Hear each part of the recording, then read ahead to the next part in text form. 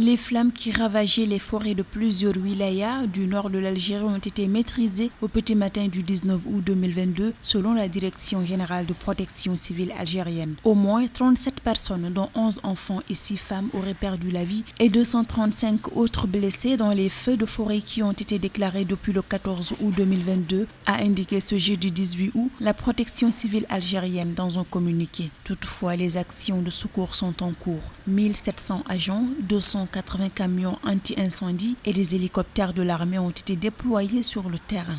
Le phénomène devient très préoccupant et il coïncide avec un phénomène comparable en Europe du Sud, en France et en Espagne. Et cela attire l'attention sur le sous-équipement de l'Algérie en matière de lutte contre les incendies notamment, parce que les autorités algériennes n'ont pas du tout investi dans ce secteur en raison des choix budgétaires. 118 foyers d'incendie dans 21 wilayas de l'Est de l'Algérie ont été enregistrés. Par ailleurs, un présumé incendiaire a été interpellé et placé en détention provisoire par le juge d'instruction près le tribunal de Souk Ahras. Il est soupçonné d'avoir mis le feu dans une des forêts de la wilaya de Souk Ahras. L'Algérie ne bénéficie pas de solidarité internationale puisqu'elle est presque en guerre avec son voisin de l'Ouest. Son voisin de l'Est est plus sous-équipé qu'elle, et donc il ne peut pas y avoir une solidarité comparable à celle que la France en bénéficie, et donc ça pose le problème